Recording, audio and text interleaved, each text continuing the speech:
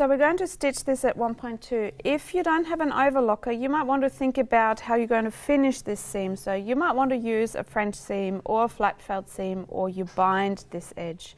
So obviously if you want to do a French seam, you're going to attach the wrong side onto the wrong side and sew that first. This way here I'm going to stitch right side onto right side, stitch at 1.2.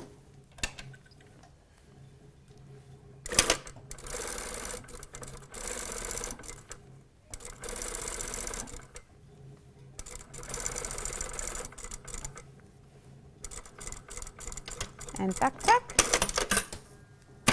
and you're going to do the same on your other panel at the front.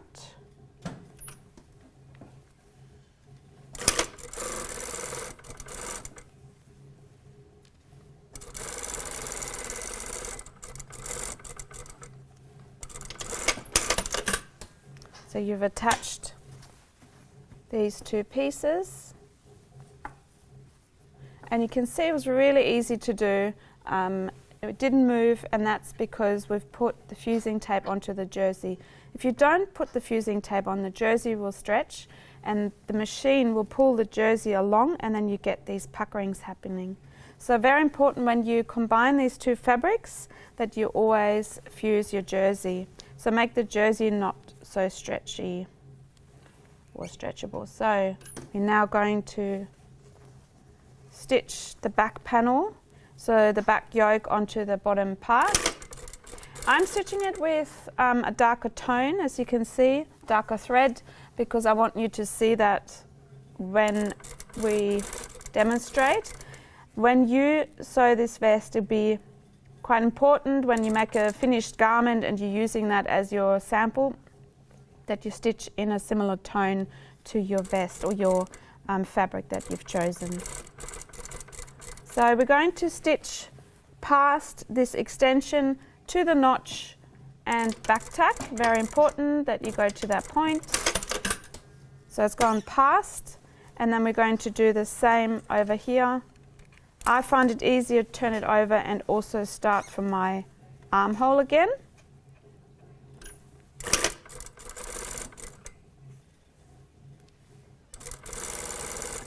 And continue.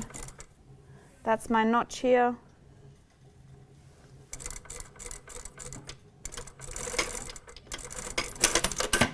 And we have this opening for the zipper.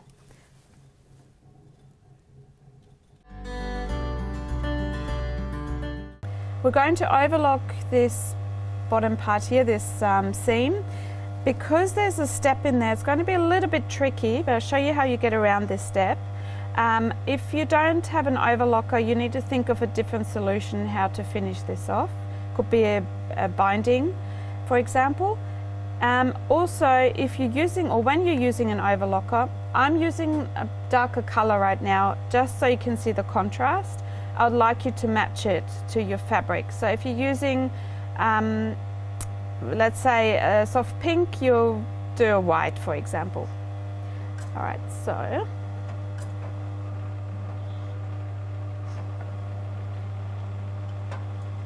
let's put this underneath.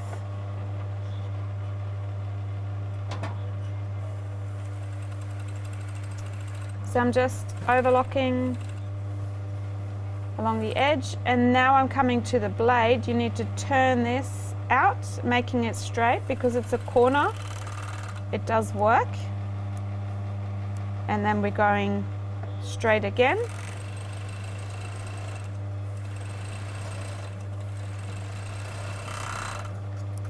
And then we're going down this corner, so we're actually just bending this open. Very important.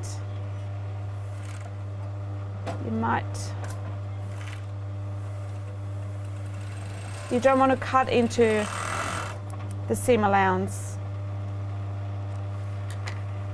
So maybe it helps if you start from the straight piece first, and then get to here, maybe 2 centimeters beforehand, and then you bend it out over to the other side.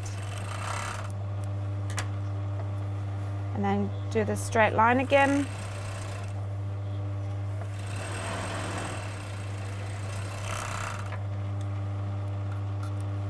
And then to overlock that, it might be easier for you if you turn it over and start overlocking it from this end. And then come out.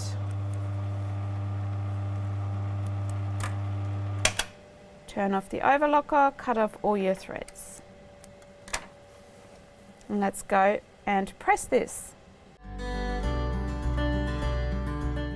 We have the back panel here. I've overlocked these edges, as you can see. I've done them in black so you can see a bit better. We're going to press the seam allowance up into the shoulder. And the same here. Use your suction. If you don't have suction at home, you can just pull it down like that. Give it a bit of time. The heat needs to get out of the garment. And then we're going to press. You can see this bottom part. It's going to press along here.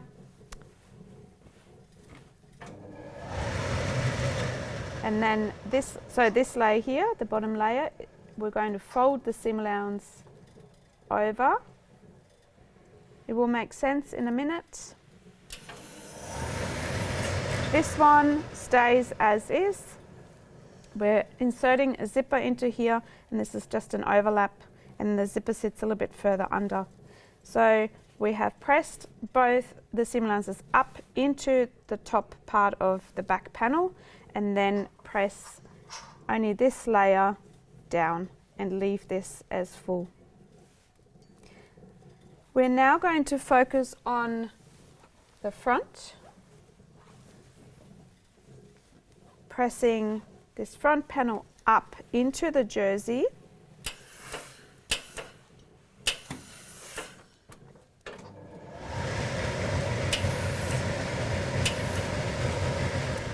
And as you can see my dark stitching, you can also see the dark overlocking. Going to check on this side that I don't have a crease in here.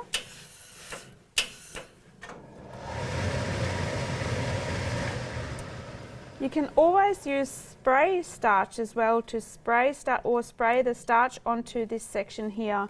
Makes the jersey a little bit stiffer, and it helps it also staying in place. Spray starch you can find Woolworths or Coles in any supermarket in the laundry section. Now I've done the same thing here, overlocked this seam, and as you can see I've done a little sample of dark and the lighter tone, and I've matched the lighter tone to the bottom part, and you can see how neater this looks. Whereas here I've matched it to the darker top part, and you can see the overlocking more than you can see it here. So really consider what you're doing, what you're overlocking, and what it's going to look like from the inside, because when you open your garment you want to make this look as neat as possible. So we're also going to check the front part.